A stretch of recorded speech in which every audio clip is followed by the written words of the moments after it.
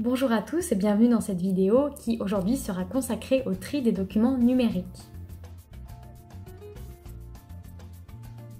Cette vidéo fait suite à une première vidéo qui était dédiée au tri numérique des photos. Je vous invite à la visionner juste ici si ça n'est pas déjà fait. Ça fait partie d'une série sur le tri digital.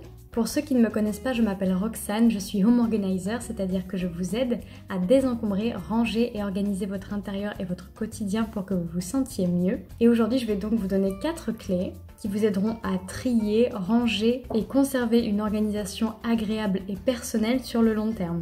La première clé, ça va être de traiter les documents à la source. Et pour traiter les documents numériques, il est nécessaire d'aborder brièvement le tri des documents papier. Déjà, j'aimerais dire que le traitement des papiers administratifs commence dès la relève du courrier. En effet, pour moi, chaque enveloppe non ouverte est une décision non prise. D'ailleurs, on a tendance à croire qu'on a davantage de temps pour traiter l'info que contient l'enveloppe tant qu'on ne l'a pas ouverte, ce qui est assez étrange. Bref, je vous invite à segmenter qui rentre dans votre maison en 3 catégories bien distinctes à traiter pour tous les documents qui nécessitent que vous posiez une action, lire, répondre, etc. La catégorie en attente, où vous avez besoin de la réponse d'une tierce personne pour prendre une décision. Et la catégorie à classer, où vous avez simplement besoin de venir ranger, archiver.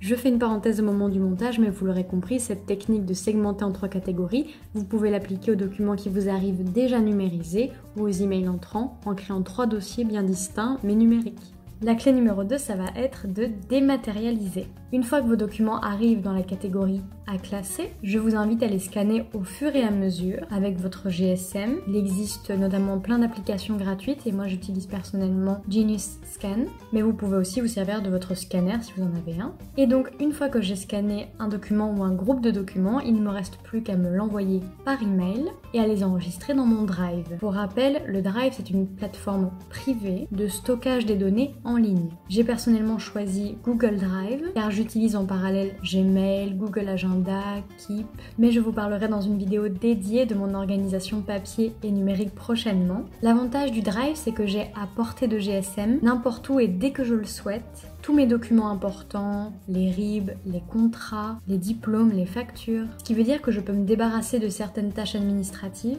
immédiatement, même quand je ne suis pas chez moi et sans stress. Le fait de dématérialiser le document papier en général, ça vous permet de libérer de l'espace chez vous et en traitant au fur et à mesure pour vous éviter une surcharge mentale. La 3e clé, ça va maintenant être de distinguer ce qui est essentiel de ce qui ne l'est pas. Parmi ces documents que vous désirez garder, il faut que vous fassiez un tri rationnel. Ce n'est pas parce que c'est numérique que ça ne prend pas de place. Déjà en termes d'énergie, si vous utilisez une plateforme en ligne, vous usez de l'énergie, des datas, et mentalement parce que ce sont des données qui restent là dans notre tête. Demandez-vous combien de temps je dois légalement conserver ce document. Est-ce que l'organisme lié ne peut pas me fournir une copie en cas de besoin? Si je devais tout recommencer à zéro, est-ce que je garderais ce document?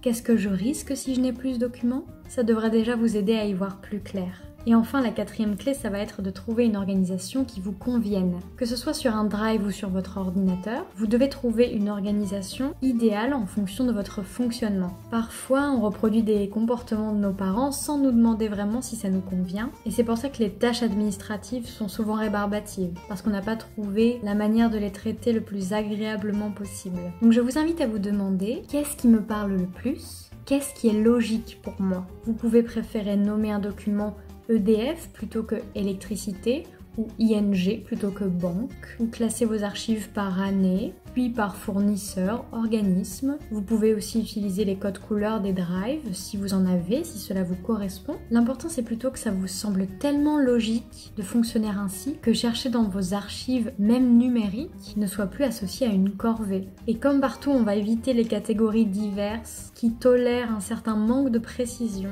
et qui fera que vos dossiers se transformeront souvent en fourre-tout. En créant un système de classement à votre image, vous vous sentirez plus confiant, efficace et ça vous aidera sans doute à effectuer des tâches administratives que vous trouviez jusqu'alors difficiles. Parce que je le répète, ce n'est pas parce que c'est numérique que ça ne nous encombre pas là-dedans.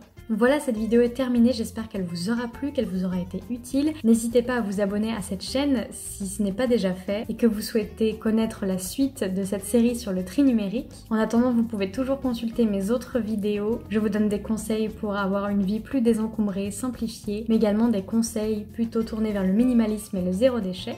Si vous voulez aller plus loin dans votre travail de désencombrement, je vous aide aussi en ligne ou à domicile. Tous les liens se trouvent dans la description de cette vidéo. Et en attendant la prochaine, je vous dis prenez soin de vous, c'est le plus important.